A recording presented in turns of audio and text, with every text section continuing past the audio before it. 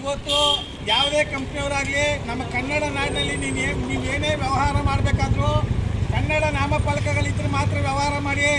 ಕನ್ನಡಿಗರ ಮೇಲೆ ಪ್ರೀತಿ ವಿಶ್ವಾಸ ಇರೋ ರೀತಿಯಲ್ಲಿ ವ್ಯಾಪಾರ ಮಾಡಿ ವಹಿವಾಟು ಮಾಡಿ ನಾವು ವಿರೋಧ ಮಾಡಲ್ಲ. ಕನ್ನಡ ನಾಮಫಲಕಗಳನ್ನ ತಿರಸ್ಕಾರ ಮಾಡಿ ಆಂಗ್ಲ ಭಾಷೆಯಲ್ಲಿ ಹಾಕಿದ್ರೆ ಉಗ್ರವಾದಂಥ ಪ್ರತಿಭಟನೆ ಮಾಡಿ ಕಪ್ಪು ಬಣ್ಣ ಹಚ್ಚುವುದ್ರ ಮೂಲಕ ಬೆಂಕಿ ಹಾಕಿ ಸುಡಬೇಕಾಗುತ್ತೆ. ಇದು ಎಚ್ಚರ ಎಚ್ಚರ ಎಚ್ಚರ. ಬೇಕೇ ಬೇಕು, ಬೇಕೇ ಬೇಕು.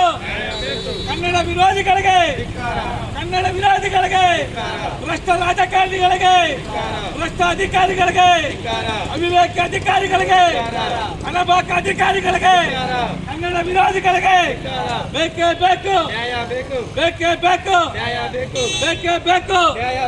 ಎಲ್ಲಿ ತನಕ ಹೋರಾಟ, ಎಲ್ಲಿ ತನಕ ಹೋರಾಟ, ಕನ್ನಡ ವಿರೋಧಿಗಳಿಗೆ, ಭ್ರಷ್ಟ ರಾಜಕಾರಣಿಗಳಿಗೆ, ಭ್ರಷ್ಟ ಅಧಿಕಾರಿಗಳಿಗೆ ಇಷ್ಟರಲ್ಲಿ ನಮ್ಮ ಉಗ್ರವಾದ ಆಕ್ರೋಶವನ್ನು ಹೊರಹಾಕ್ತಾ ಇದ್ದೇವೆ. ಎಲ್ಲರಿಗೂ ಇದೊಂದು ಎಚ್ಚರಿಕೆ ಅಂತ ತಿಳ್ಕೊಂಡು ಇನ್ನು ಮುಂದಿನ ದಿನಗಳಲ್ಲಿ ಕನ್ನಡಕ್ಕೆ ಒತ್ಕೊಳ್ಳಿಲ್ಲ ಅಂದರೆ ಬೆಂಕಿ ಹಾಕಿ ಸುಡೋದಂತೂ ಗ್ಯಾರಂಟಿ. ಇದು ಸದಾ ಸಿದ್ಧ. ನಮ್ಮ ಮೈಸೂರು ಹೃದಯವಂತ ಕನ್ನಡಿಗರ ಬಳಕೆಯಿಂದ ನಾವು ಆದೇಶವನ್ನು ಹೊರಡ್ತಾ ಇದ್ದೇವೆ. ದಯಮಾಡಿ ಯಾರು ಪಾಲಿಸಲ್ಲ, ನಾವು ಮುಂದೆ ನಾವು ಅವ್ರಿಗೆ ಅರಿವು ಮೂಡಿಸೋ ಕಾರ್ಯಕ್ರಮ ಇಲ್ಲ. ಎಲ್ಲ ಅನ್ನನೇ ತಿನ್ನೋದು ಮೊಂಟಿನಲ್ಲಿ ಇವ್ರು ಯಾರುವೆ ಆಯ್ತಾ. ಸಂಬಳಕ್ಕೋಸ್ಕರ ಎತ್ತು ತಾಯಿನ ಮಾಡ್ಕೊಳ್ಳೋಂಥ ಅವಿವೇಕಿಗಳ ಸವಾಸ ನಮಗೆ ಬೇಕಾಗಿಲ್ಲ. ನಾವು ಕನ್ನಡ ನಾಮಫಲಕಗಳಿದ್ರೆ ಮಾತ್ರ ಗೌರವಿಸ್ತೇವೆ.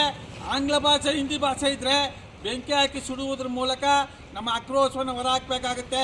ಇಷ್ಟೇಳಿ ನಮ್ಮ ಬಳಗದ ಮಾತನ್ನ ಮುಗಿಸ್ತಾ ಇದ್ದೀವಿ.